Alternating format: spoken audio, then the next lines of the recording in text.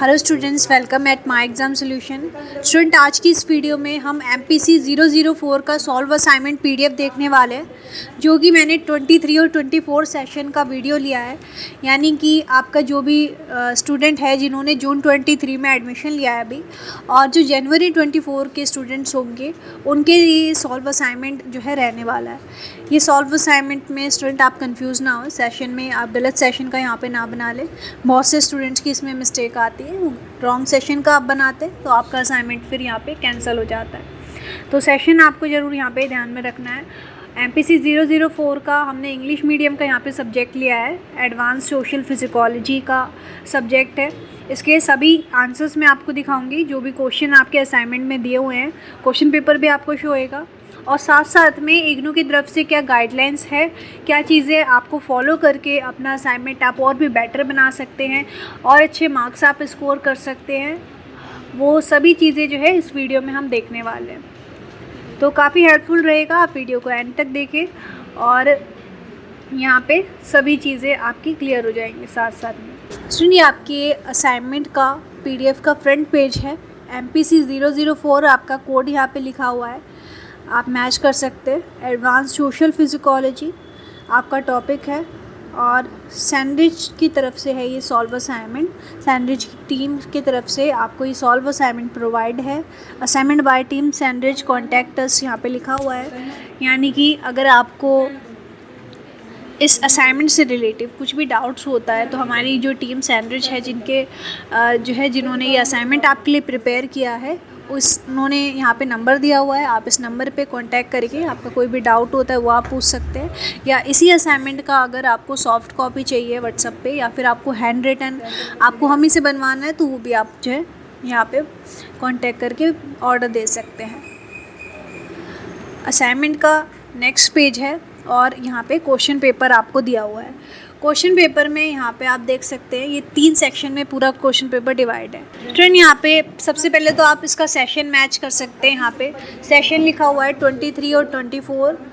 आपका सेशन यहाँ पे करेक्ट होना चाहिए। अगर आपका रॉन्ग कोई क्वेश्चन पेपर डाउनलोड हो जाता है यहाँ पे, तो आप ताकि उसको मैच कर सके, इसलिए सबसे पहले आपको सेशन देखना है। सेशन यहाँ पे 23 और 24 का लिखा हुआ है, तो बिल्कुल करेक्ट क्वेश्चन पेपर है ये। इसके बाद क्वेश्चन पेपर थोड़ा समझ लेते हैं क्या इसमें बताया गया है। सेक्शन A जो है, यहाँ पे सेक्शन A के सभी क्वेश्चंस जो है 15 मार्क्स के यहाँ पे होंगे, और ये 15 मार्क्स के क्वेश्चन का आंसर आपको 1000 वर्ड्स में देना होता है। और जो सेक्शन B होता है, यहाँ पे सेक्शन B के सभी क्वेश्चंस जो है यहाँ पे 5 मार्क्स के रहते हैं। 5 मार्क्स के सारे क्वेश्चन होंगे और 400 वर्ड्स में, 400 शब्दों में आपको उनके आंसर देने हैं। और जो सेक्शन C होता है, यहाँ पे सेक्शन C में आपको कुछ टॉपिक्स दिए होते हैं। यहाँ पे आपके इतने सारे यहाँ पे आप देख सकते हैं टॉपिक दिए हैं, scope of social psychology, cognitive algebra, इस तरह के अलग अलग टॉपिक्स हैं, और इनको आपको 50 वर्ड्स में एक्सप्लेन करना है। और 30 मार्क्स का पूरा सेक्शन है ये। और स्टूडेंट, 50 मार्क्स का मतलब है यहाँ पे आप चाहे तो अपनी असाइनमेंट शीट जो होती है आपकी, उसका एक सिंगल पेज जो होता है, उस पे आप एक आंसर इसका लिख सकते हैं। एक टॉपिक वहाँ पे कंप्लीट हो जाता है आपका। इस तरह से मैंने यहाँ पे आपको जो भी वर्ड लिमिट्स बताई हैं और जो भी मार्क्स बताए हैं, उसके अकॉर्डिंग ही आपको अपना आंसर लिखना है। अब आंसर शीट आप लेंगे यहाँ पे, और सबसे पहले आपको सेक्शन A डालना है। असाइनमेंट आप शुरू कर रहे हैं सेक्शन A से, तो सेक्शन A आपको ऊपर लिखना है। उसके बाद आपको अपना क्वेश्चन लिखना है। क्वेश्चन क्या है यहाँ पे आपका? Question number 1, discuss the nature and concepts of social psychology. आपको यहाँ पे nature and concept of social psychology, यहाँ पे सोशल फिजिकोलॉजी का आपको कॉन्सेप्ट समझाना है। और आप जब आंसर देंगे, यहाँ पे आंसर का फॉर्मेट मैं आपको हर वीडियो में जैसे बताती हूँ कि आपको इंट्रोडक्शन होता है, सबसे पहले एक पैराग्राफ होता है सबसे ऊपर, 4 to 5 लाइन्स का होगा, और उसमें आपको सिर्फ इंट्रोडक्शन देना होता है। फिर एक पैराग्राफ के बाद आप एक लाइन स्किप करके एक अलग पैराग्राफ लिखेंगे, जिसमें आपने बीच में कंटेंट जो भी आपको पता होता है उस टॉपिक के बारे में वो आप लिखते हैं। और लास्ट में आप जो है एक कंक्लूज़न देते हैं और बीच में आप स्टूडेंट ये जो कंटेंट दे रहे हैं आप चाहे तो इस तरह से उसको हेडिंग बना के भी लिख सकते हैं। जैसे यहाँ पे social psychology is scientific is nature, इस तरह से हेडिंग बनाई हुई है और उसके बाद इस चीज़ को एक्सप्लेन किया हुआ है। आप ऐसे ब्लैक कलर से या ब्लैक पेन से आप हेडिंग देते हैं तो ये काफ़ी अट्रैक्टिव लगता है आपका आंसर। ऐसे आपको बनाना है अपना पूरा आंसर। तो यहाँ पे स्टूडेंट मैं आपको जितने भी क्वेश्चंस दिखाती रहूँगी उस सभी का आंसर आपको इसी फॉर्मेट में देना है।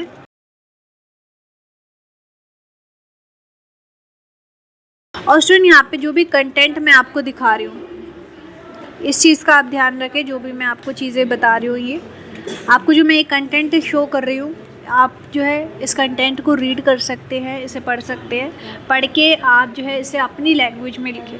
ये आपकी इग्नू की गाइडलाइंस में दिया होता है कि स्टूडेंट्स को अपने वर्ड्स में आंसर देने हैं, कहीं से कॉपी किया हुआ नहीं होना चाहिए। तो बिल्कुल भी कॉपी किया हुआ नहीं होना चाहिए आपका, और आपके मार्क्स कटते हैं अगर आप सेम कॉपी करके लिख देते हैं तो इसी वजह से आपके कम मार्क्स आते हैं। तो आपको हर आंसर्स जो है अपने वर्ड्स में लिखना है, यहाँ पे कॉपी किया हुआ नहीं होना चाहिए आपका बिल्कुल भी। चाहे आप कहीं से भी लें, चाहे आप गूगल पे सर्च करें, आपको कॉपी करके नहीं लिखना है आंसर। इसी तरह क्वेश्चन नंबर 2 का भी आंसर देना है आपको। ऐसे अगर आप सब हेडिंग बना सकते हैं तो ये ज़्यादा बेटर फॉर्मेट है।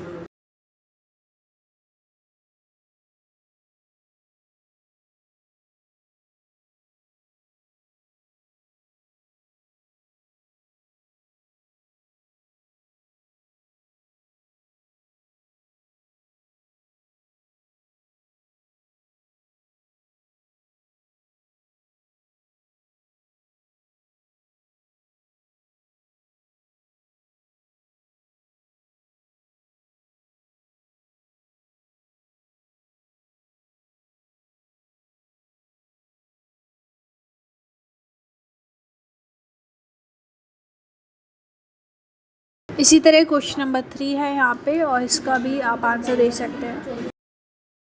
Define group dynamics. पहले आपको डिफाइन करना है डायनामिक्स क्या है। तो यहाँ पे जैसे एक ही क्वेश्चन में 2 चीज़ें पूछी गई हैं।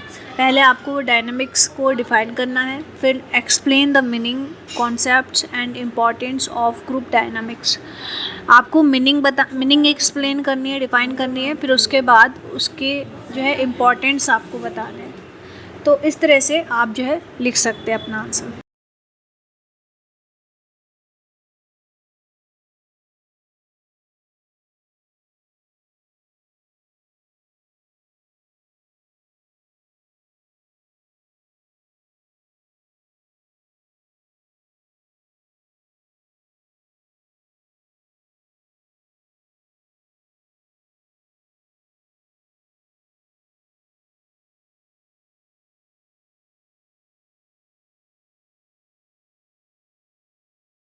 पैराग्राफ को अलग अलग डिवाइड करें। फीचर्स भी लिखे हुए, फीचर्स ऑफ ग्रुप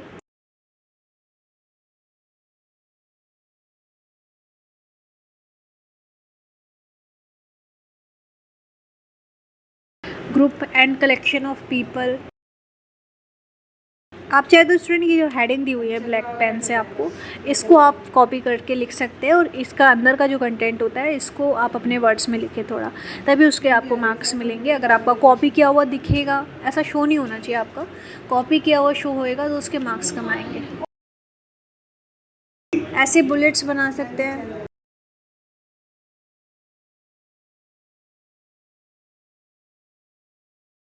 इसी तरह सेक्शन बी यहाँ से स्टार्ट होता है। सेक्शन बी एक न्यू पेज से स्टार्ट करना है और 400 वर्ड्स में ही इसके आंसर्स देने हैं आपको। सेक्शन बी का फर्स्ट क्वेश्चन है और इसका भी सेम फॉर्मेट यूज़ किया हुआ है।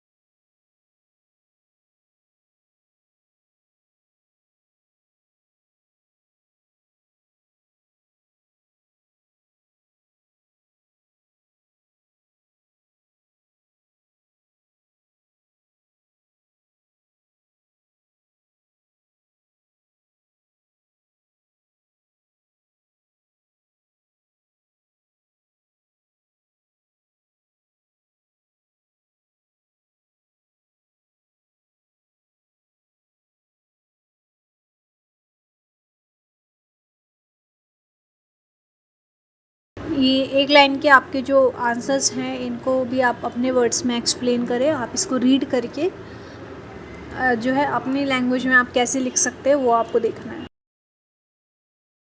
इससे स्टूडेंट अगर आप ऐसे लिखते हैं, इस तरह से आंसर देते हैं, तो आपका जो है एग्ज़ाम प्रिपरेशन भी साथ साथ में होती रहती है, आपकी नॉलेज भी बढ़ती है अगर आप उसे आप समझ के अपने वर्ड्स में लिखते हैं, और आपको आंसर्स भी क्वेश्चन का समझ में आ जाता है। आपके सिलेबस का ही क्वेश्चन है, तो अगर आप इसको असाइनमेंट के टाइम पे ही प्रिपेयर कर लेते हैं तो अगर एग्ज़ाम में आता है तो वो आपके लिए ईजी रहेगा। सेक्शन सी यहाँ से स्टार्ट है, न्यू पेज से एक स्टार्ट करें और 50 वर्ड्स में इनका आंसर दें। अगर आपको आंसर यहाँ पे ज़्यादा ब्रीफ लग रहा है तो आप सिर्फ जो है 50 वर्ड्स का ही यूज़ करें, और जो आपका सिंगल लाइन होता है, सिंगल पेज होता है आपके असाइनमेंट शीट का, उस पर आप एक एक टॉपिक को एक्सप्लेन कर सकते हैं।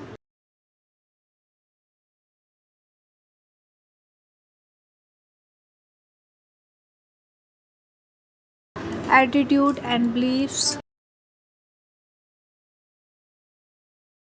स्टूडेंट ये सारे ही क्वेश्चंस मैं आपको यहाँ पे दिखा रही हूँ, तो ये एक भी क्वेश्चन आपका स्किप नहीं होना चाहिए, एक भी टॉपिक आपका स्किप नहीं होना चाहिए। ये शॉर्ट नोट्स जो मैंने आपको दिखाए हैं, और कोई भी जो है आपको ओवर राइटिंग इसमें नहीं करनी है।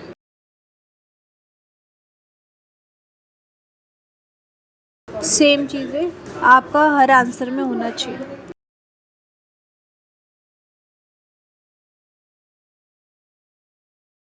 effects of conflicts।